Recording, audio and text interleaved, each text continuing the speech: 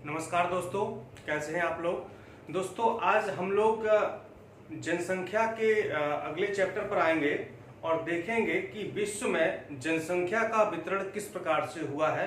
अभी तक हमने जनसंख्या के बारे में भारत की जनसंख्या पढ़ी है, उत्तर प्रदेश की जनसंख्या हम लोग पूरी पढ़ चुके हैं। आज हम देखेंगे इस लेक्चर में कि विश्व में जनसंख्या का किस प्रकार से डिस्ट्रीब्यूशन है, किस देश में जनसंख्या सबसे ज्यादा है, लिंगानुपात या फिर जनसंख्या घनत्व या फिर जो भी चीजें हैं इससे रिलेटेड हैं वो देखेंगे कि कहां पर कौन से देश में किस प्रकार से ये वितरण किया गया है या वहां पर जनसंख्या पाई जाती है। ठीक है, इसके बाद वाले जो अगला वाला वीडियो होगा उसमें हम पढ़ेंगे नगरीकरण। ठीक है, चूंकि नगरीकरण भी बचा हुआ है तो विश्व में नगरीकरण और भारत में नगरीकरण, इन दोनों चीजों को हम लोग वहां एक साथ पढ़ लेंगे। ठीक है, तो इसके बाद हम लोग का जनसंख्या और नगरीकरण वाला टॉपिक पूरी तरह से समाप्त हो जाएगा। ठीक है, तो आज हम पढ़ेंगे विश्व जनसंख्या और इससे अगले वाले लेक्चर पढ़ेंगे नगरीकरण, यानी कि भारत का नगरीकरण और विश्व में किस प्रकार से नगरीकरण है, किन किन देशों में ज्यादा है, किन किन देशों में कम है। ठीक है दोस्तों, कुछ लोगों ने मुझे कमेंट किए हैं, बड़े ऐसे कमेंट हैं भावुक कर देने वाले हैं। ठीक है, और मुझे उम्मीद नहीं थी ऐसे वो कमेंट करेंगे। आप लोग इतना अच्छा भी कर सकते हैं। मैं देखिए आपको कुछ पढ़ के सुनाता हूँ जिन लोगों ने मुझे कमेंट किए हैं। एक बहुत ही अच्छा कमेंट किया है, इनका नाम है मिस्टर अरविंद कुमार जी हैं। कहते हैं कि सर, मैं अरविंद कुमार, सहायक अध्यापक, बेसिक शिक्षा परिषद, संबल, उत्तर प्रदेश, आपको कैमरा की अच्छी क्वालिटी हेतु कुछ आर्थिक सहयोग करना चाहता हूं।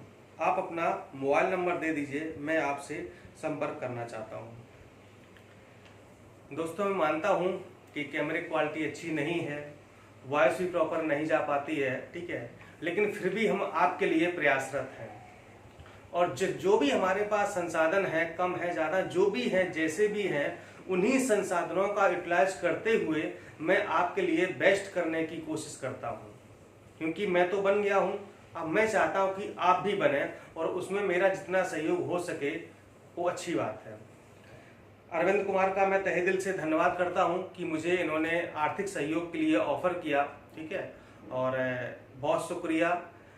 लेकिन अरविंद कुमार जी, मैं चाहूँगा कि आपने बहुत ही सराहनीय मुझे प्रयास किया, पहल की है, लेकिन मुझे ये सब अच्छा नहीं लगता है। ठीक है, कि मैं आप लोगों से पैसे मांगूं और आप लोगों से सहयोग मांगूं इस प्रकार का। ठीक है, तो मुझे अच्छा नहीं लगता। आप जो भी सोचते हो आपने अपने स्तर से किया, बहुत अच्छा किया। मुझे बहुत खुशी हुई इस बात की कि दुनिया में ऐसे लोग भी हैं जो अभी भी एक दूसरे की सहायता करने के लिए तैयार रहते हैं। ठीक है, लेकिन मैं जल्दी ही इसको अपडेट करूंगा। ठीक है, फिलहाल आप इसी से काम चलाइए। मुझे लगता है इतना तो है ही कि आप पढ़ सकते हैं, सुन सकते हैं।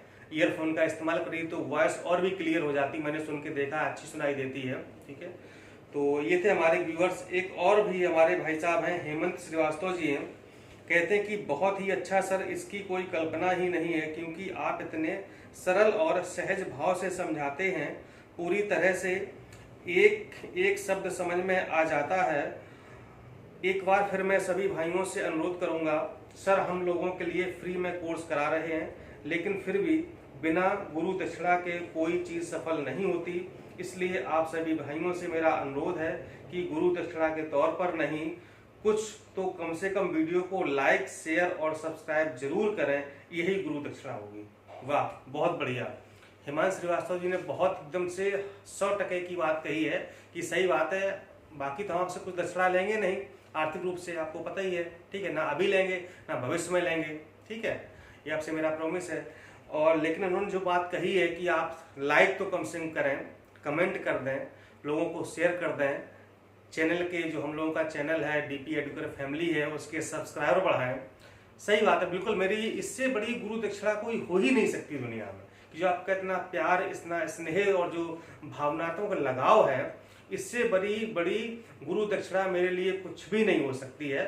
मैं चाहता हूं कि सब लोग हेमंत जी के इस कमेंट से सहमत होंगे और ऐसा भविष्य में वो जरूर करेंगे। इसके अलावा कुछ और मित्र भी हमारे हैं जो हमको लगातार कमेंट करते हैं।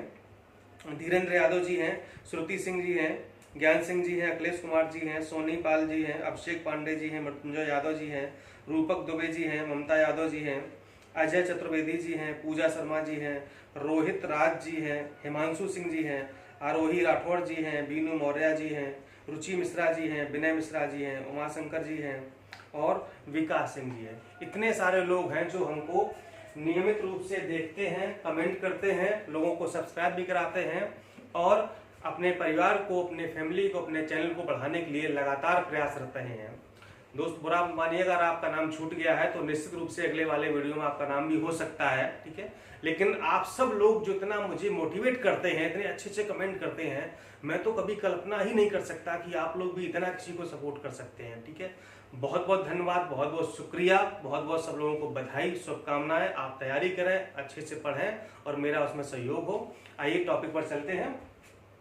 तो आज हम पढ़ेंगे कि विश्व में जनसंख्या का मामला कहां पर कैसे होता है, ठीक है। तो देखिए, जो वैश्विक जनसंख्या है, ठीक है, जो उसकी जनगणना कराई जाती, जो विश्व की जनगणना होती है विश्व जनसंख्या की, तो ये संयुक्त राष्ट्र का एक सामाजिक, आर्थिक एवं सामाजिक मामले विभाग द्वारा जो उसका एक जनसंख्या प्रभाग है, ठीक है। संयुक्त राष्ट्र का एक आर्थिक एवं मामले, सामाजिक मामले का विभाग है, उसके जनसंख्या प्रभाग द्वारा ये विश्व की जनसंख्या कराई जाती है, ठीक है। यानी जो वैश्विक जनगणना है वो इसी के द्वारा कराई थी। कौन कराता है? संयुक्त राष्ट्र कराता है, ठीक है। देखिए, जो विश्व की जनसंख्या मैंने पढ़ी है उसमें बहुत सारे आंकड़े थे, बहुत बड़ा आंकड़ा था, ठीक है। तो उसमें से मैंने कुछ छांट के आंकड़े यहाँ पर लिखे हुए हैं जो परीक्षा के लिहाज से बहुत जरूरी थे, इंपॉर्टेंट थे, ठीक है। बाकी को मैंने छोड़ दिया क्योंकि इतने ज्यादा आंकड़े आप याद नहीं कर पाएंगे और कंफ्यूज हो जाएंगे सो अलग, ठीक है। इसलिए कुछ ही आंकड़े मैंने यहाँ पर लिखे हुए, अगर आप इन आंकड़ों को याद कर लेंगे तो मुझे लगता है कि वैश्विक जनसंख्या से कोई प्रश्न आएगा तो वो गलत नहीं हो पाएगा, ठीक है। तो देखिए, कुछ आंकड़े देख लेते हैं। सन 1800 की बात करें तो जो विश्व की जनसंख्या है वो लगभग 1 अरब के आसपास हो गई थी, ठीक है। और 31 अक्टूबर 2011 को विश्व की 7 अरब जनसंख्या हो गई थी। प्रतीकात्मक रूप में होगी, मतलब प्रतीक रूप में कि हाँ हम लगभग 7 अरब पर पहुंच चुके हैं, थोड़ी कम ज्यादा भी हो सकती है उस दौरान। और जो विश्व की कुल जनसंख्या है उसमें से 90% से अधिक जनसंख्या उत्तरी गोलार्ध में रहती है, ठीक है। आपका पता है कि जो हमारी पृथ्वी है उत्तरी गोलार्ध, दक्षिणी गोलार्ध है, ठीक है। तो उत्तरी गोलार्ध में सर्वाधिक जनसंख्या रहती है, 90% से अधिक जनसंख्या उत्तरी गोलार्ध में रहती है, ठीक है। और फिर हम यहाँ पर आ जाते हैं, फिर देखेंगे कि सर्वाधिक जनसंख्या किस देश में है, ठीक है। तो आपको पता ही कि चीन में सबसे ज्यादा है, दूसरा भारत है और तीसरा संयुक्त राज्य अमेरिका है, चौथा इंडोनेशिया है और पांचवा है ब्राजील, ठीक है। आप बताइएगा छठवां देश कौन सा यहाँ पर है, अगर आपको पता हो तो बताइएगा छठवां देश कौन सा है। ये तो थी देश के हिसाब से। अगर हम महाद्वीप यानी कॉन्टिनेंट के हिसाब से देखें, महाद्वीपीय जनसंख्या देखें तो सर्वाधिक जनसंख्या कहां पर है? एशिया में है, इसके बाद अफ्रीका में है, इसके बाद यूरोप में है, इसके बाद उत्तर अमेरिका में है, इसके बाद दक्षिण अमेरिका और ओशिनिया और अंटार्कटिका, ठीक है। दोस्तों यहाँ पर एक करेक्शन आपको ये कर लेना है कि जो हमने वर्ल्ड पॉपुलेशन प्रोस्पेक्ट रिपोर्ट आपको बताई थी, ठीक है, तो वहां पर जो हमने ये जनसंख्या का क्रम बताया था उसमें थोड़ी सी मिस्टेक हुई। उसमें दक्षिण अमेरिका पहले लग गया है, उत्तर अमेरिका बाद में, ठीक है।